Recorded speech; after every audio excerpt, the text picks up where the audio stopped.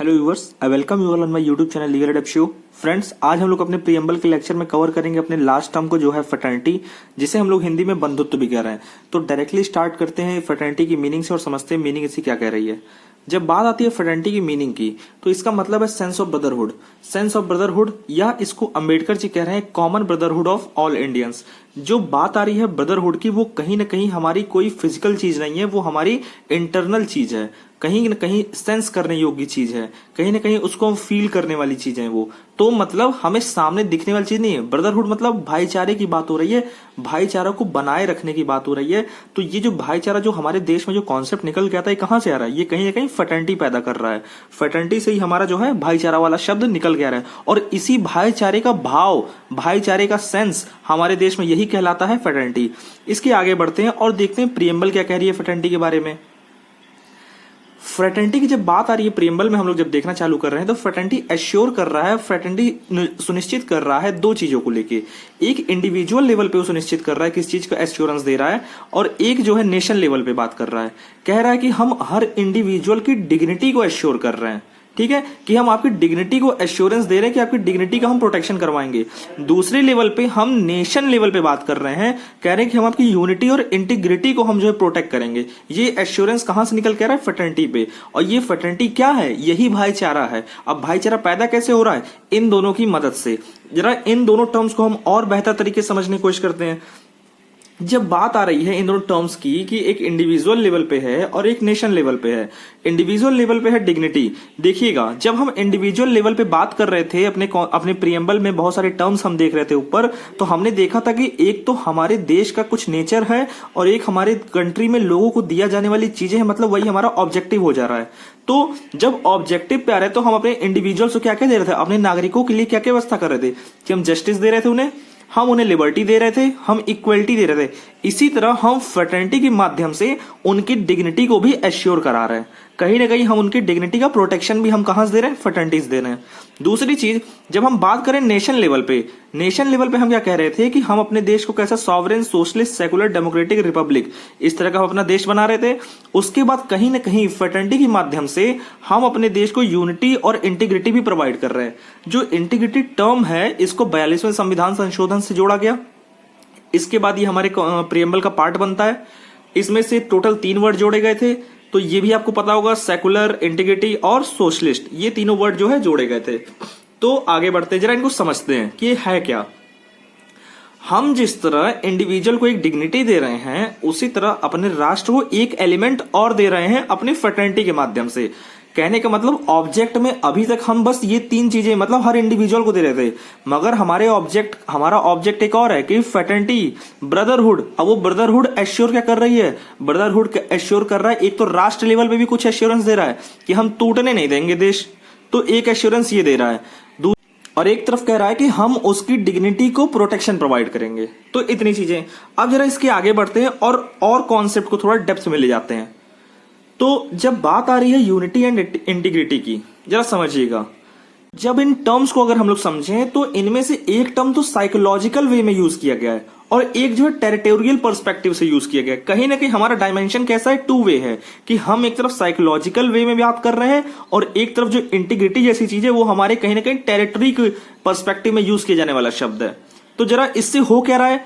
अब इससे होगा कि हमारी नेशनल इंटीग्रेशन बनेगी। नेशनल इंटीग्रेशन मतलब हम अपने राष्ट्र का एकीकरण कर सकेंगे, अपने राष्ट्र को एक रख सकेंगे, ठीक है, ये चीजें रहेंगी। अब जरा इसके आगे बढ़ते हैं कि ये जो टेरिटरी वाली बातें आ रही हैं, जो इंटीग्रिटी वाली चीजें निकल के आ रही है, ये हम प्रोटेक्ट कैसे कर रहे हैं, और जो यूनिटी आ रही है ये हम दिलवा कैसे रहे हैं, तो ये सब चीजें हो कैसे रही हैं, जरा इनको समझने की कोशिश करते हैं एग्जाम्पल के थ्रू। जैसे अगर हम बात करें, हमें दिलवानी है क्या? यूनिटी। यूनिटी का मतलब क्या? एकता। अब एकता कहां पे दिलानी है? एकता हमें एश्योर करानी है हमें राष्ट्र में एकता। कहां पे? राष्ट्र में। अब राष्ट्र का मतलब क्या है? राष्ट्र के अंदर होंगे लोग, तो कहीं ना कहीं उन लोगों को अगर एक भाव में अगर बांध दें, उनके अंदर ये सेम फीलिंग वाली अगर भाव अगर हम पैदा कर दें, तो कहीं ना कहीं हम एकता को बना देंगे, डेवलप कर देंगे उस कंट्री में। तो ये लाई कैसी जाए? इसके लिए हम बहुत सारे माध्यम का इस्तेमाल करेंगे। हम अपने देश में एकता को स्थापित करने के लिए कई माध्यम का यूज करेंगे। जैसे हम देंगे सिंगल सिटीजनशिप। सिंगल सिटीजनशिप देंगे तो उससे होगा क्या कि हर आदमी को हमने एक सिटीजनशिप दे दी। तो कहने का मतलब अब जो है रीजन के बेसिस पे कि हम इस फला एरिया के हैं, हम इस फला एरिया के, हमें इसकी नागरिकता नहीं है। आप सब कहें कि हम कहाँ के हैं, हमारे पास भारत की नागरिकता है। ये नहीं कहेंगे हम यूपी के हैं, हम बिहार के। जैसे यूएसए में क्या चलता है, यूएसए में 2 नागरिकताएं, एक तो राज्य की और एक नेशन की। तो वहां पे 2 चलती हैं। यहाँ पे क्या है, हमने यूनियन को पावर में रखा है।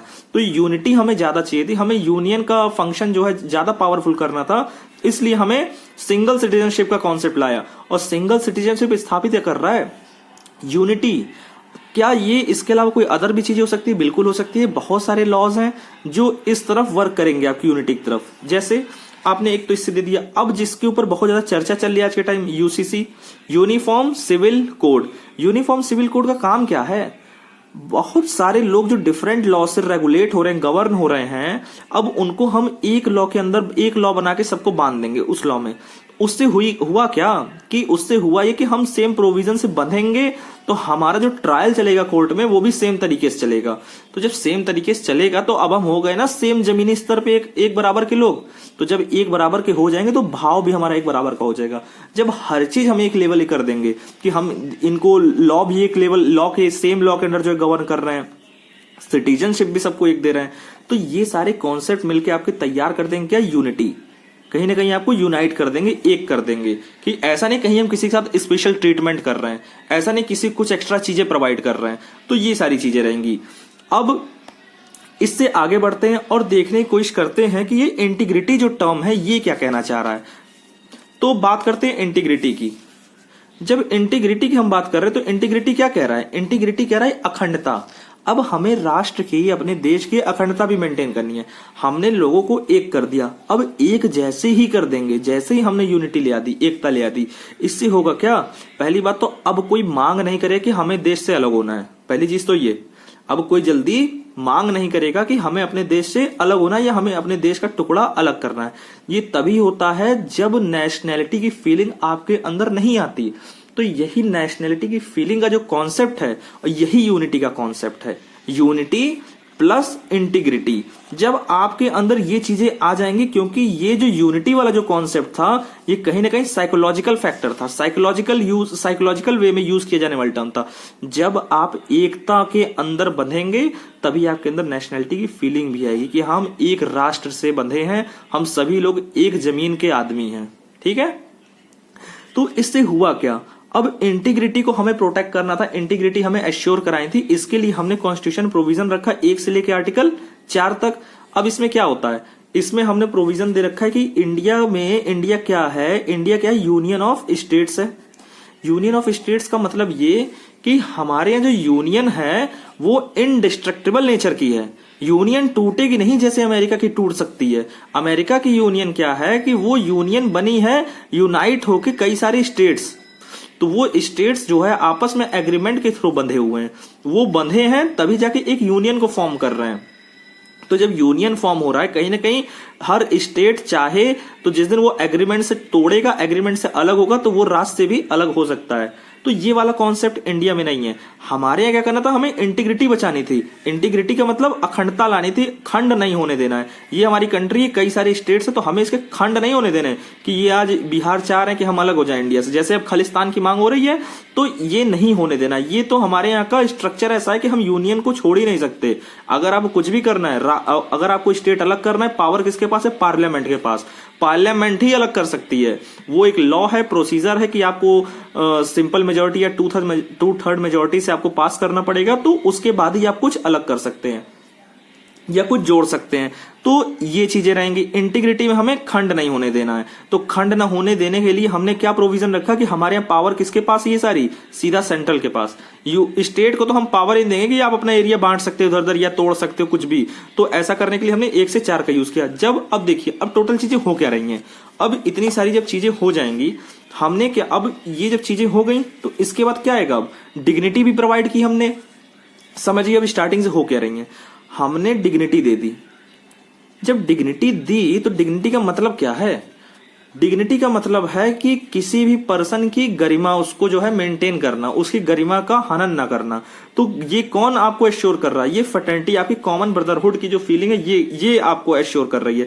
अब डिग्निटी को जैसे हम एग्जांपल के तौर पे समझें तो हमारा कॉन्स्टिट्यूशन का आर्टिकल है 51A का ई, वो कह रहा है कि कोई भी काम ऐसा नहीं होगा, कोई भी पर्सन ऐसा काम नहीं करेगा जो किसी भी वुमेन की डिग्निटी के अगेंस्ट हो। ठीक है, तो ऐसा कोई भी काम जो वुमेन की गरिमा के अगेंस्ट हो। तो कहने का मतलब हमारा कॉन्स्टिट्यूशन तो फंडामेंटल ड्यूटी दे रहा है वुमेन के सेंस में, तो ये क्या सिर्फ वुमेन तक ही सीमित है? नहीं, ये जो डिग्निटी वर्ड यूज किया गया ये काफी वाइडर सेंस में, ये किसी भी कास्ट, किसी भी जेंडर, इनको लेके नहीं सोचा गया है। ये हर पर्सन इंडिविजुअल की सोच के अकॉर्डिंग चलेगा। ये हर पर्सन के जो है पर्सनैलिटी को रिस्पेक्ट देगा, कहीं ना कहीं ये हर पर्सन की पर्सनैलिटी को रिस्पेक्ट देने का काम करेगा। इसका मेन मतलब ये है। अब वो कोई पर्सन भी हो सकता है, कोई मेल भी हो सकता है, कोई फीमेल भी हो सकती है, क्योंकि हमारे यहाँ ज्यादातर कानून जो हैं, क्योंकि वुमेन्स की कंडीशन अच्छी नहीं, ज्यादातर मोस्ट ऑफ द कानून आपको यहाँ पे कैसे दिखेंगे? वुमेन सेंट्रिक दिखेंगे। तो वुमेन सेंट्रिक दिखने के कारण ज्यादा डिग्निटी कॉन्सेप्ट कहाँ पे आ रहा है? वुमेन के सेंस में आ रहा है, वुमेन को लेके आ रहा है। बट मेल के कॉन्सेप्ट, मेल के सेंस में भी आ सकता है। जैसे आप जब जाएंगे आईपीसी में आपको डिफेमेशन का कॉन्सेप्ट दिखेगा, तो डिफेमेशन में कोई भी कवर हो सकता है, किसी की भी पर्सनैलिटी आ सकती है, कोई मेल या फीमेल कोई भी हो सकता है वहां पे। तो ये सारी टोटल चीजें निकल के आ रही हैं। अब होगा क्या कि जब हमने डिग्निटी एश्योर करा दी, हमने सबको जो है बराबर कर दिया, हमने सबकी डिग्निटी, जो सबकी गरिमा को, सबकी इज्जत कहने का मतलब दिला दी। अब साथ में हमने क्या किया? सबको एक तबके पे लेके बांध दिया, मतलब यूनिटी कर दी, अब यूनिटी बना दी। उसके बाद हमने सारे जो टेरिटोरियल बेसिस पे जो भी राष्ट्र थे उनको तोड़ने का भी कॉन्सेप्ट ले आ दिया कि यार राष्ट्र नहीं टूटेंगे। तो इंटीग्रिटी हमें मेंटेन करनी थी और साथ में ये भी मेंटेन करनी थी यूनिटी, तो और साथ में क्या देना था? डिग्निटी। जब ये सारी चीजें हो जाएंगी तो समझ लीजिएगा तभी हमारे यहाँ ब्रदरहुड आएगा। तो एक ब्रदरहुड, एक जो भाईचारे का भाव है, वो ये सब चीजें मिलकर ला रही हैं। अगर आप एक भी चीज तोड़ेंगे, एक भी चीज इधर उधर करेंगे, तो कहीं ना कहीं ब्रदरहुड सही सेंस में नहीं आ पाएगा। तो सही सेंस में ब्रदरहुड नहीं आएगा तो सही सेंस में फ्रेटर्निटी नहीं डेवलप कर पाएगी, हमारे यहाँ नहीं इवॉल्व कर पाएगी। तो ये चीजें रहेंगी। अब इसके बाद होगा क्या? तो ये सारी चीजें निकल के आई। अब इसके बाद हो क्या रहा है कि अब हमारा कॉन्स्टिट्यूशन हो जाएगा पास। अब इसके बाद तो कोई टर्म इसमें बच नहीं रहा है। अब इसी के बाद हम लोग अपने एक्ट को अडॉप्ट कर लेते हैं, अडॉप्ट करके खुद को ही सौंप देते हैं। तो सौंपेंगे कब? अब यही लास्ट डेट होगी जो 26 नवंबर 1949 की डेट को हमारा कॉन्स्टिट्यूशन जो है बन के तैयार हो जाता है। और लागू कब होगा? अब यही हो जाएगा 26 जनवरी 1950 को। तो ये डेट टोटल रहेंगी इतनी। और ओवरऑल प्रीएम्बल में इतनी चीजें हैं, बाकी बहुत सारी चीजें फैक्चुअल मैं उनको कवर नहीं करना चाह रहा हूं अभी। जैसे एक क्वेश्चन उठता है कि क्या प्रीएम्बल को अमेंड किया जा सकता है? तो ये क्वेश्चन पहले ही उठ चुका है। तो ये केशवानंद भारती में कहा जा चुका है कि हाँ अमेंडेबल है 368 के अंडर, और अमेंडमेंट हुआ भी है, 42वां संशोधन हुआ भी है।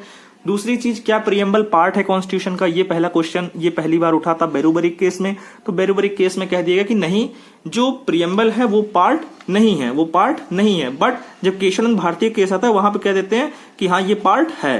तो इतनी चीजें हैं लगभग। उसके बाद बहुत सारी फैक्चुअल चीजें जो आप लोग को देख के समझ में आ जाएंगी, कहीं से पढ़ सकते हैं। तो ओवरऑल इस लेक्चर में इतनी चीजें रहेंगी। आगे की चीजें हम लोग जो है नेक्स्ट लेक्चर में कवर करेंगे।